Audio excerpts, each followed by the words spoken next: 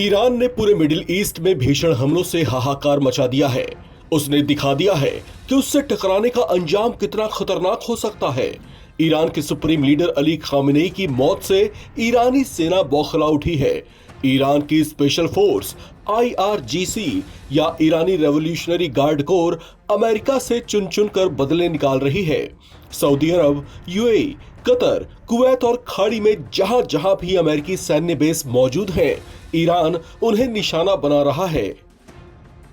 Iran के इन हमलों में अब तक अमेरिकी सेना के 6 जवानों की मौत की पुष्टि पेंटागन कर चुका है, जिस पर अमेरिकी राष्ट्रपति डोनाल्ड ट्रंप अंजाम भुगतने की धमकी दे चुके हैं। इसके बावजूद ईरानी सेना का जोश हाई है। खामेनेई की मौत का बदला लेने के लिए वे किसी भी सीमा तक जाने को तैयार दिख रहे हैं।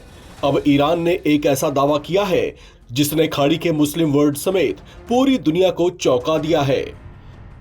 ईरान की सुप्रीम नेशनल सिक्योरिटी काउंसिल के सेक्रेटरी अली लारिजानी ने कहा है कि युद्ध शुरू होने के बाद से कई अमेरिकी सैनिकों को बंदी बनाया गया है। उन्होंने अमेरिका पर अपने सैनिकों को लेकर झूठ बोलने का आरोप भी लगाया।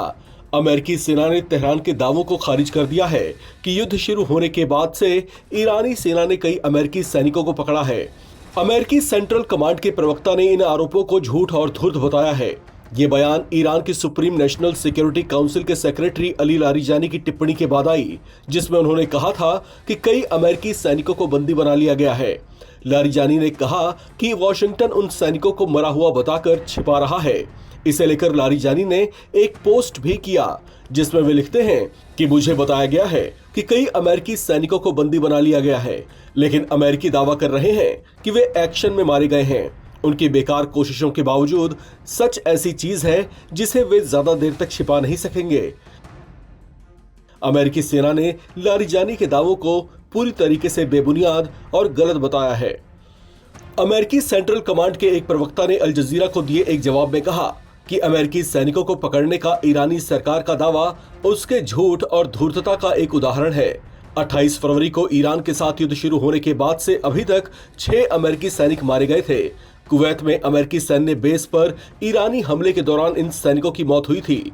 ईरान की अर्ध सरकारी तंसीन न्यूज एजेंसी ने बताया कि पिछले सप्ताह से चल रही लड़ाई में 1332 लोग मारे गए हैं। मरने वालों में 180 स्कूली बच्चे भी शामिल हैं, जो दक्षिण पूर्वी शहर मिनाब के एक स्कूल पर हुए हमले में मारे गए थे। स्कूल पर हमले की पूरी दुनिया में आलोचना हुई है, जिसे लेकर अमेरिकी राष्ट्रपति डोनाल्ड ट्रंप ने पत्रकारों के सवालों का जवाब देते हुए उल्टे ईरान पर ही आरोप लगा दिया कि उसी ने अपने देश के एक स्कूल पर बम गिराया था। हालांकि न्यूयॉर्क टाइम्स ने एक एनालिसिस के हवाले से बताया कि स्कूल पर हमला अमेरिका की ही ओर से किया गया था। अब वो कोई चूक थी या जानबूझकर की गई हरकत, इस पर बहस जारी है। इस खबर में फिलहाल इतना ही। बाकी अपडेट्स के लिए आप बने रहें नवभारत टाइम्स के साथ।